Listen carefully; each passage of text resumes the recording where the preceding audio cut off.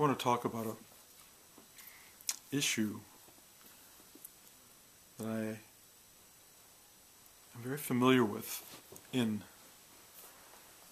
what I would call the spiritual or awakened community. And it's called, in my mind, it's called spiritual or awakening hubris. This idea that somehow you have been singled out, that in some way, through awakening,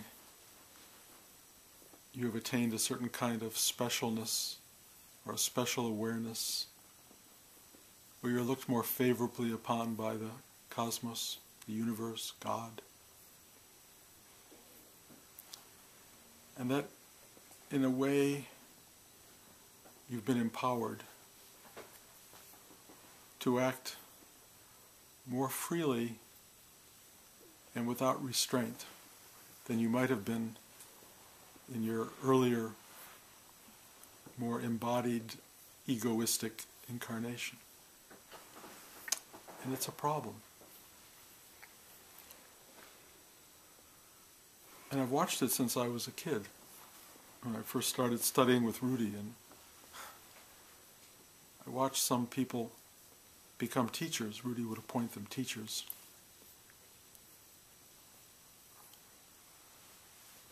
And they would almost immediately feel sanctioned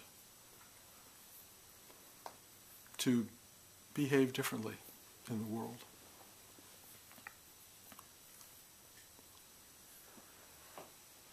I remember one of them telling me that there was a girl in the ashram. He said, "She was put here just for me." And I just got looking at him like, really? You know? And this one guy who I loved a lot said to me, "Why hasn't your career happened? Why hasn't it happened? It should have happened by now. You know, you're awake." I mean, not awake at that point, but you're spiritual. Clearly you're doing something wrong. And there was an entitlement that seemed to come with his being a teacher that, in the end, is kind of a fuse to self-destruction, and not in the positive sense. That it's the creation of what may be the most dangerous ego form available on the planet, which is spiritual ego. The fact that you know something that others don't know, and that you have it and they don't, and you have the right to impart it. And that can come across in many, many different ways. And I've seen it done beautifully. I've seen it done with people who are deeply humble and very loving and very giving and very available and very energetic. And I've seen it done with people who use it as a kind of control and a kind of magic, or shamanistic, if you will. They have power, and they can use it. And they can do things for you, and they can help you, and they can hinder you, and do all of these things. And I watch where it leads, and it doesn't lead anywhere that you want to go. One of the things that I first was aware of in the awakened arena was people who used their awakening to abandon their current lives, to leave husbands, wives, children, lovers, to realize, oh, this was all a mistake. This was created by my earlier self, my unconscious self, and now that I'm awake and conscious, I can make all these choices and let go of all that. And maybe they can, but I haven't seen it turn out well at all. My instinct, and this comes from Rudy really, my instinct is to embrace your own life, the life you've built, even if it was unconsciously built, even if it was your ego-minded, ego-driven self that put it together. It's yours. It's yours.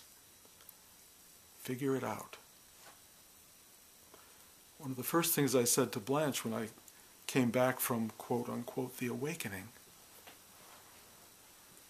was a really interesting line, and it came out of nowhere, and it surprised me and it surprised her, and it was really meaningful. And the line was, "I love you more than Bruce ever did." And that was very meaningful, because rather than having my, if you will, awakening, and I keep qualifying it because I don't want it to become something at all, because it isn't something, it's more nothing. But what it did was allowed for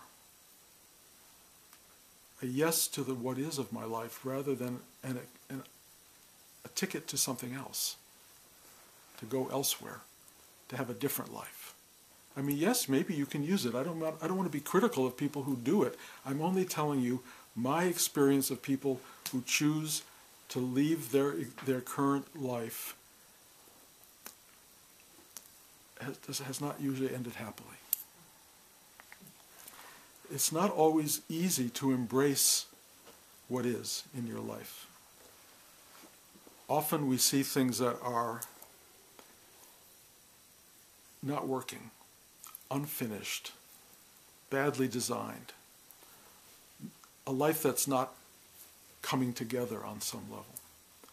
And I talk about this a lot because I'm a writer, and because a writer writes stories that often don't work. So often you're writing this story and you just go, it's terrible. Characters are terrible, the plot's not working, it's not going anywhere, I'm not rooting for anything, there's no urgency for something terrific to happen. And the tendency is, in the old days with the typewriter, pull it out of the typewriter and throw it in the garbage. But we all have lives, and we can't pull them out of the typewriter, and we can't throw them in the garbage. And a good writer, I think, and not that I was a good writer, but I was an industrious writer, I couldn't let a script go that wasn't in some way brought to fruition, that didn't find its way. And often scripts found their way in the last minutes of writing them. It was really fascinating. I often didn't know what my movie was about. One of my first paid jobs was a job at New Line Cinema called Ivy Lane. And it was a rewrite of somebody's script that was not working, and they couldn't bring it to closure. And it was really about plants taking over the earth. And so I had to write about all these crazy things, those little helicopter seeds that come down. I'd turn them into things with razor blade like sharpness, and they would come and they would kill everybody, and things were choked. And I mean, it was a horrifically bad story on many levels. But I was getting paid to write it, and I was given 5 days, as I recall, to write it. And I kept saying, "What am I doing? What am I doing? Why am I writing this?" But I knew I was writing it to support my family. But as I got to the very end, and there were only 2 people left on the whole earth, I said, who are these people? Man and woman? And I went, oh, this is the Adam and Eve story. I'm writing a story in which the earth is so angry at the people on the planet that it gets rid of everybody except for 2 and says, start over. And I didn't know that until I got to the end. And when I got to the end, I suddenly knew what I was doing. I'm now watching my own life, because I'm getting to the end of my own life. And I'm watching how stories are resolving themselves. Stuff that wasn't working is starting to show itself in a whole new way. I'm starting to see patterns of behavior. I'm starting to find a way to love people that I couldn't love before, and how I can be open to people in such a way that is not threatening or scary to them. And slowly I'm seeing people who didn't love me start to love me, because I'm not requiring it. I'm just being, and people respond to being and non-threatening being in a very open and remarkable way. And so I'm seeing stories play out, and I realize you have an opportunity in any life that you have to rewrite it and get it right. Not by walking out on it, unless you have to. I mean, that's an option. Clearly it's an option, but it's a complicated option. Walking out on the life you've lived requires an incredible amount of knowing how to rewrite. How am I going to get it right the next time? Most people walk out without any knowledge of that, and they just retell the same story in another incarnation. And it's also usually incomplete and doesn't work very well. So how do you get it right? Where does the knowledge of getting your life right come from? Well, I know a lot of people who just read books all the time to figure it out. Self-help books, even novels. How did other people work it out? How does somebody work it out? Or you go to religion, and you have the teachings of these great teachers give you information and knowledge and wisdom about how to do it. But you're trying and you're struggling to live up to these things that are almost not possible to live up to. And you're really in a state of anxiety because you're not good enough, you're not working hard enough, you don't have enough love in your life, you're not this or you're not that. And this sense of not being really gets in the way of recreating what you can be and should be. So there's a secret in all of this. And the secret is within. And it's to get very, very, very, very, very quiet. And to sit long enough and hard enough in your life, daily if you can, and go into yourself, meaning I'll say here into your heart chakra. Just go inside, relax, and watch what happens. Watch what happens. First of all, you begin to relax. You begin to feel differently about who you are. You don't feel as conditioned by outer possibilities and other people's thoughts and feelings about you. You just feel who you are, how you feel. And it's usually a very warm and wonderful, welcoming feeling. And you get really, really quiet inside. And I've shared this with many of you. And if you get very, very quiet and very still, you come upon something which I call, it's like the magic in the center of the forest. Right in the middle of nowhere is a doorway. I call it a portal that goes, and you find your way into something vast, infinite, beautiful, blissful, real. And it starts to fill you, and it starts to flood out from you. It kind of goes out of your eyes and goes out of the way you start to walk and how you carry yourself in life. This thing comes up, and it has an extraordinarily creative aspect. It's the place that told me I was writing the story of Adam and Eve. It's the place that has guided me into every story I've ever written. This thing comes up and just says very quietly, go this way, write that, do this.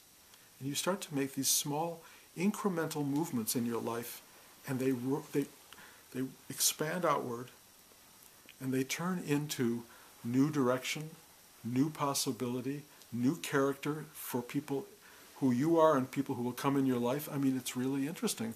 A negative character in your life, let's say an enemy in your life, when you start to find this deep place in yourself, you start to look at that enemy differently, and you're looking at them differently has this very powerful corrective change, and it starts to make them someone you care about. You may not like them, but you suddenly understand that this other negative person in your life has in many ways shaped you and in many ways served you. And you have a different perspective in your life, and as you send this energy out into them, they start to recognize in some way that you perceive them differently. And your perceiving them differently allows them to change and become a different part of your story. And you start to have this extraordinarily beautiful sense of you are rewriting your life. And as you move toward the end of it, rather than having escaped the story you were telling, you're telling a better version of your story. And it's really wonderful. It's a way to finally make your life come together in the way you always dreamt you could. Yes, maybe you didn't get this or you didn't get that, you didn't marry the person you thought you married, or your children don't call you, or whatever the thing is. Yes, all that happens in life.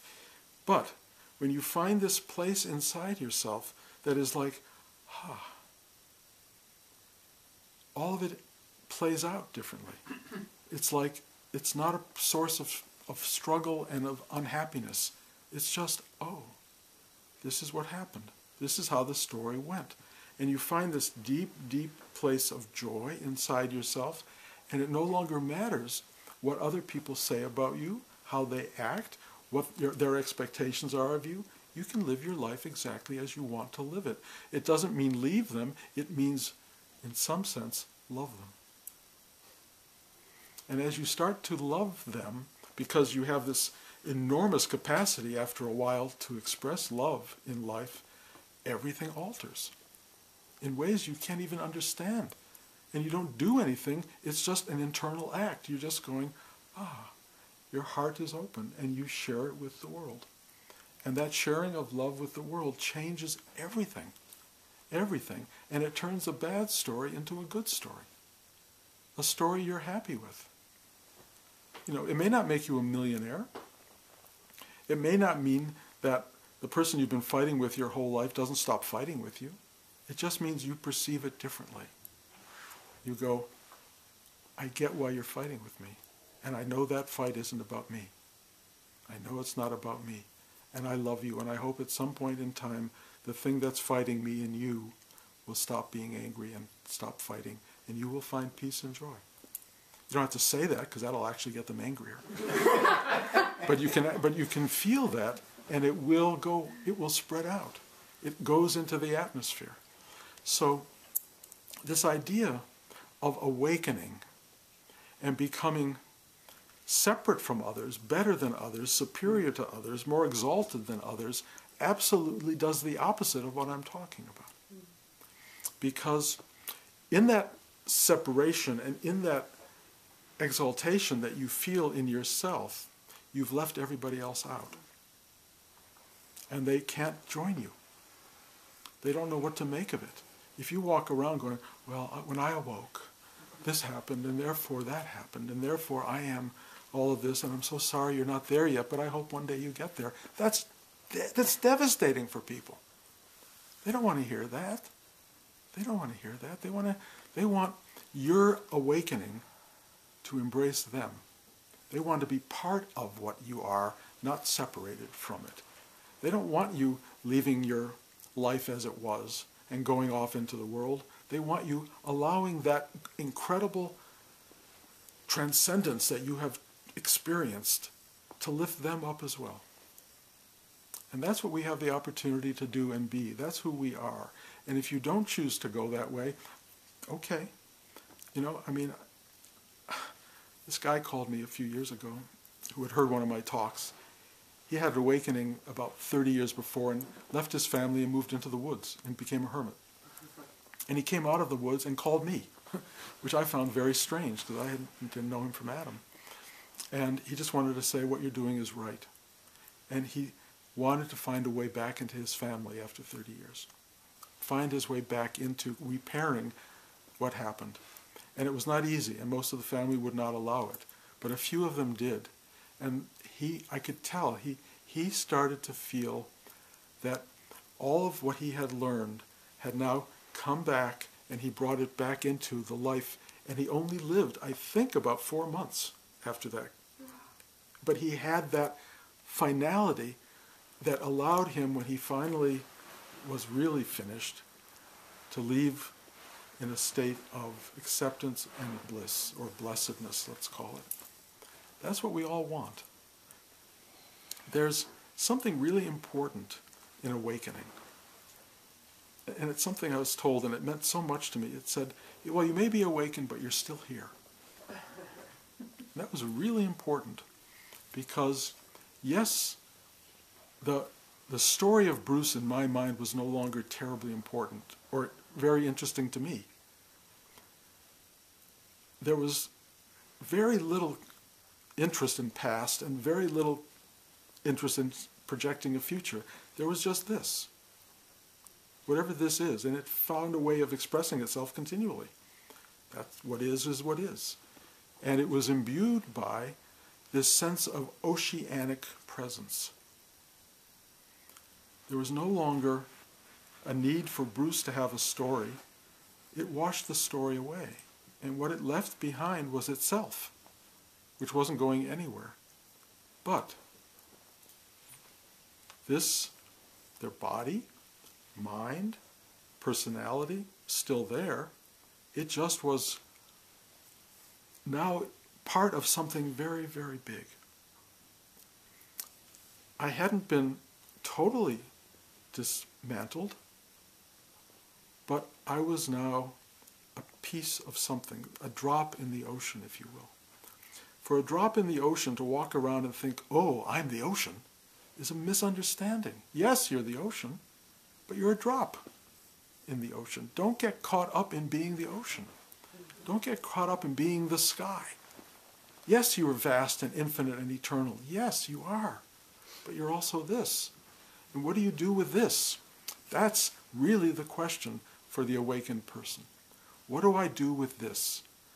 And one of the things I've talked about is check yourself out in terms of what I call the chakra system. What does it mean to be here with a tiny little, runted little mind that doesn't think or just goes, I'm all heart. I'm in love with life. You know, what about opening your heart? What about opening your gut to the world? What about having an ability to really be in the world, to act in the world? What does that mean to act in the world? Does it mean to, go to Africa and save people? Maybe. But what it really means is, how do I take care of what's right here? Rudy used to talk about how we are mandalas. And we're like the center of the mandala, and the first ring of the mandala would be, your mother, your father, your sister, your brothers, your aunts and uncles, cousins, friends, then wife and children who sort of come back into the middle. You have these very close connections, and then you have all these peripheral connections that go all the way out into, the whole planet, if you will, and maybe the universe. Rudy said most people he knew were more involved with the people out here, like, what's happening on CSI, or Scandal, or all of these issues that are in the very outer periphery of your mandala, and you're not taking care of the husband, the wife, the child, the grandchild, the whatever. People love to get involved with everything. He's mentioned, I remember the day that Bobby Kennedy died. He said, there are people here crying about Bobby Kennedy dying who wouldn't cry if their mother died. The problem is that we are here. We're here.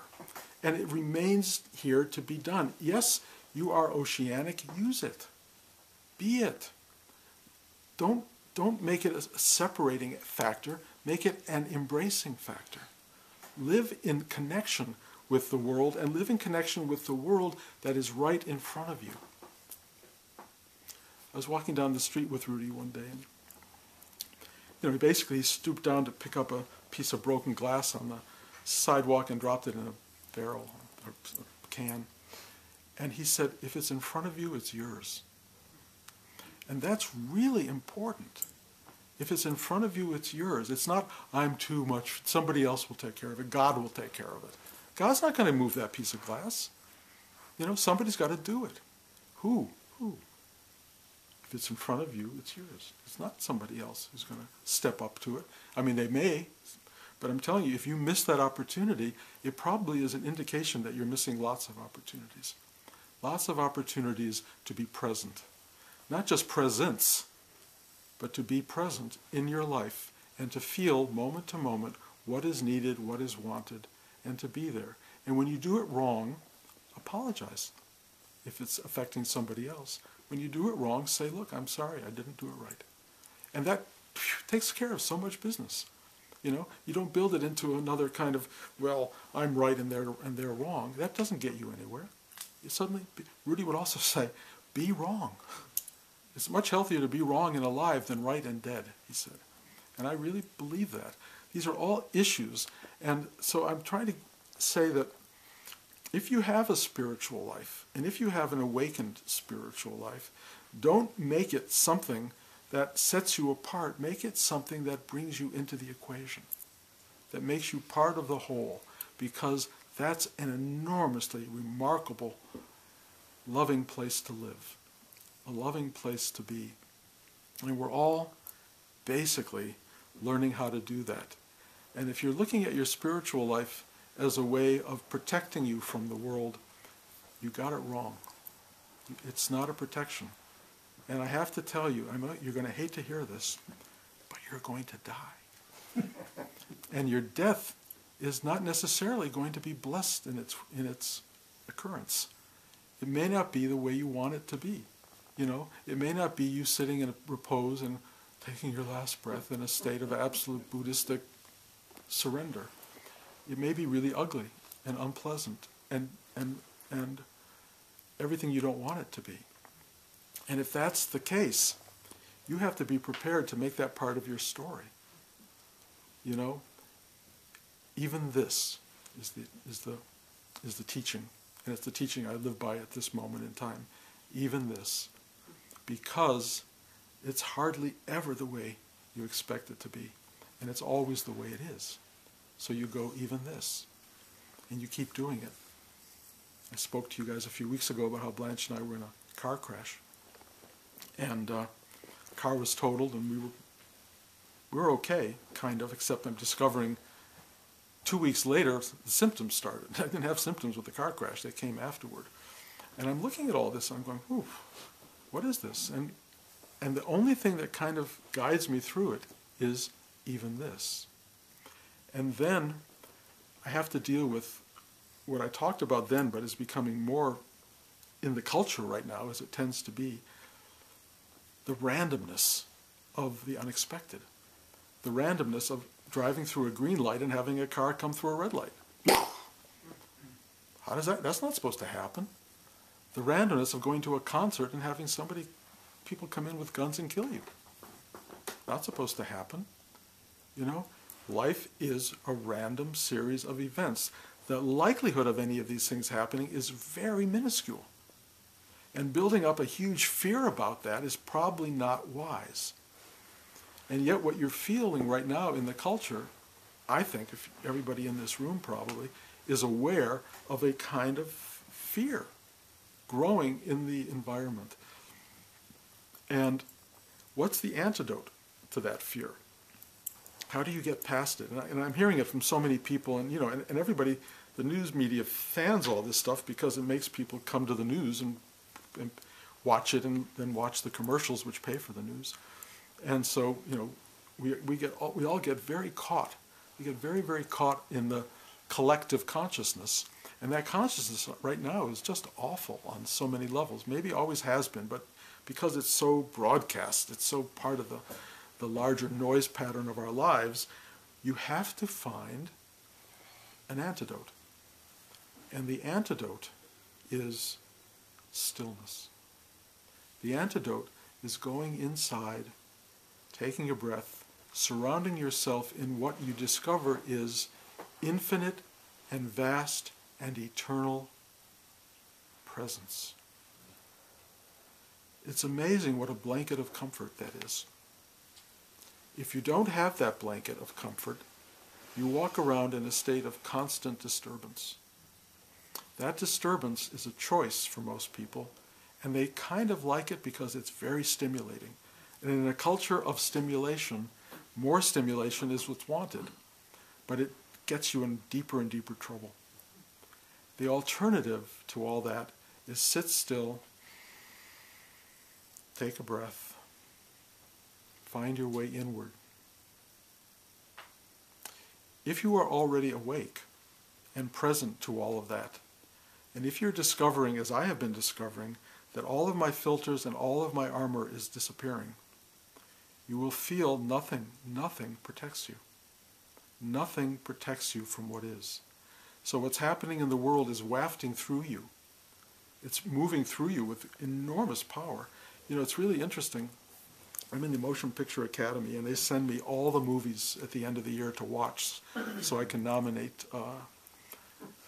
best screenplay particularly. And I've always been honored by that, and I always love it, and I look forward to it. This year, I cannot watch these movies. I don't want to watch them. I don't want to see those stories. I don't want to hear those stories. They are so many dark and difficult tales, and I've started to feel I have no defense. I can't watch this without it having huge impact. Not that it's Bruce being impacted, it's life being impacted. all of these stories are out in the culture. We're all being fed these dark tales. And I'm going, why are we being fed that stuff? Why aren't we sending love? One great film called Brooklyn. If you want an antidote, go see Brooklyn. It's a beautiful love story. That I could watch. But what's happening for me now is this undefended, unarmored being that I am is just trying to say, okay, live in your heart, open, be available, but you do not have to take that stuff on. We used to watch these television shows. Homeland. And I told Blanche, I said, I can't do it. I can't watch it anymore. She's still watching it because she's much stronger in dealing with this stuff, but I can't do it. And not doing it is really interesting, because what do? I just go sit still. I go, okay, I can't do it. And it's really interesting to watch as the unfolding of awakening takes place. And I assume it's not like a singular event. I originally thought, oh, I'm awake, it's done. It just keeps happening. It just keeps happening. It's washing more and more away. But what life is becomes more and more present. And so the way to live for me is to work myself into stillness, if it's not already there, or to just be present. And I don't have to give myself over to the horrible stories that life wants to tell. I just can live in a state of aso, aha, aha. Trust me, it's worth arriving at loving life.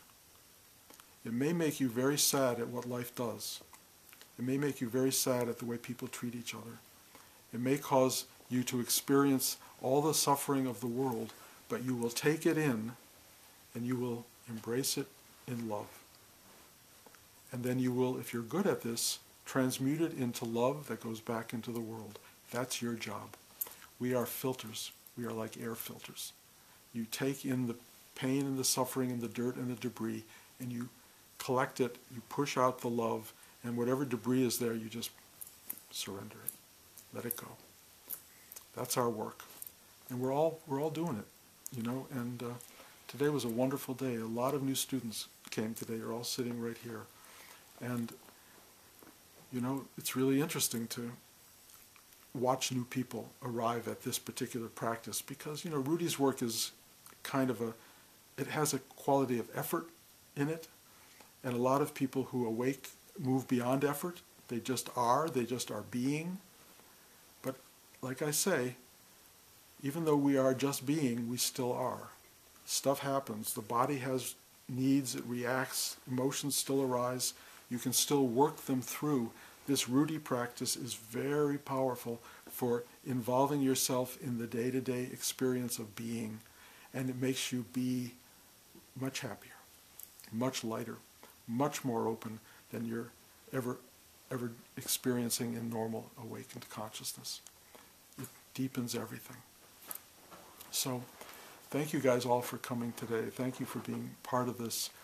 As I said to everybody, I don't have any more room left in here. So those of you who don't like what I've been talking about today, do not come back. It's fine. It's just fine. We can use the room. If you do want to come back, you are totally welcome and embraced by it. The love that was happening today in this class was absolutely beautiful. All of you new guys you've brought such simplicity and such openness and such availability to this environment. It was really an honor to sit with you. And all you old guys, you already know I love you. So it's really extraordinary, and I thank you for being part of whatever this is. If it keeps expanding, I don't know what to do with that exactly, but I think it's not up to me, and we'll just figure it out. But I got room for maybe 3 more people, and then we're full up. But thank you for being part of that. Thank you for coming, and God bless. Thank you. I'll open it to questions because there probably are maybe some questions from people who just started, or not. Yes? I have a question. Mm-hmm. Why the different color shirt? I forgot to pick up the laundry with my long sleeve orange shirt. And this morning I wore a short sleeve orange shirt, and I was eating something and it got a stain right there. And Blanche said, well, put on a red shirt. That's why it's a red shirt. That's why this. I have considered putting on a green shirt. I have a great green shirt that I think when you stare at green for any length of time, it turns to orange. The surround turns to orange. So maybe I should do the absolute polarity and wear green, and then the other thing would kind of emanate. But in the end, it's all so stupid. You know, I've been wearing orange shirts for 45 years.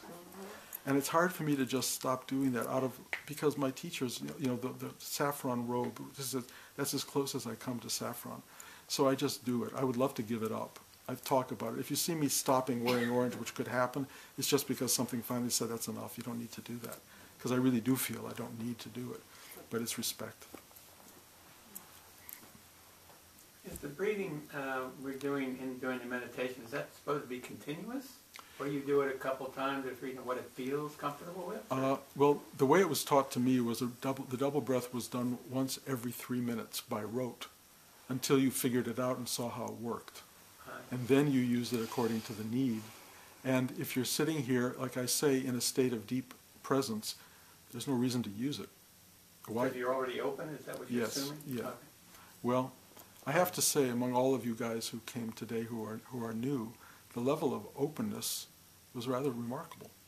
You know, I mean, I was telling you in the introductory class, often when I have a number of new students come at the same time, the level of difference in consciousness is very demanding. Because you're trying to work from somebody who's here and somebody's here and somebody who's off over there, and trying to bring it into a kind of harmonic or alignment or energy sort of continuity. It's very hard. This group today was unbelievably harmonic. Everybody just there in present tense. That's a gift.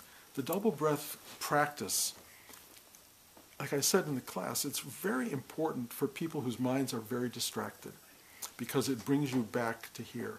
But once you're here, you don't have to try to bring yourself back to here because you're here. So there's nothing to do. Just sit. And if you just sit, the energy just is. But the double breath does cause a contraction when yes, you're doing it. absolutely. So it kind of takes you... It takes you away. Yeah. Okay. Yes. But for someone who is away, it actually brings you back. No, I don't. So that's the value. And I haven't found a better tool for that. No. People who do mindfulness meditation, it takes them a long time to just observe the mind. Mostly any thought that comes up takes you for half the class or maybe the whole class. Most of us are not good at standing back from our thoughts or our emotions. And the thoughts set off emotions, and it can get really very, very polluted. And so many people doing mindfulness meditation or any other, mantra meditation or any form of meditation, usually sit there fighting their instinct. And you just this just gives you something solid to do. And once you're really present, there's no need to do you don't want to do anything. You just there you are. They go off. Okay. So yes. I wanted to ask this, and you actually talked about it, but let's say upon awakening or upon your filters going, is it kind of like coming home? It feels like Yes. Yes. It's so. Most of us have forgotten what that means to be home, to come home. Again, my grandson, Elijah. I don't know what it is that I do with him, but it's something that comforts him dramatically. And he calls me Pabu, which is Papa Bruce, but he can't say Papa Bruce, so he goes Pabu. And when he's hurt, or he's suffering, or he's crying, he wants Pabu. And he wants Pabu because there is this thing I do, which is I just hold him and love him. And he goes, and he knows in that moment who he is, where he is. He knows his safety. We all have that inside us. Every one of us has that inside us. But it's been so many years or decades since we've seen it or found it that we don't know where to look for it. We just don't know. And even meditation, most people don't know that's a form that brings you into it. Meditation is a way of going quieter and quieter until this thing happens that goes. The awakening experience, from my perspective, I think it's different for others, is that all of the disturbance around you that comes with personality and ego and striving and getting and not getting and failure and success, all of that just goes away, and you're right back in, I'm free of that stuff. I'm free of it. And you feel so at home, you're back to who you are. To who you are. Something I lost when I was about 16. I remember being 16 years old, and I woke up one morning, I said, something's missing. And I couldn't tell you what it was. Some people call it innocence. But it was, I had given myself over to the world, and the world was now judging me and owning me, and I had lost me. I had lost who I was. And that was recovered over the years through this meditative process, and I would say entirely in the awakening. Okay? Okay. Class next week here, and then there will be 2 weeks where we'll be gone. We'll be in Los Angeles. We'll be back here in the beginning of January, and there's a lot of travel coming up for us, so the classes will be sporadic, but you're all, I believe, on the email list, and if you're not on the email list and want to be, check with Blanche and just make sure she has your email, and then you can know when the classes will be. As I said before, no, we don't take attendance, so you can show up or not show up as you like. It's completely your call. But it's great to have you guys here, and thank you for being here today.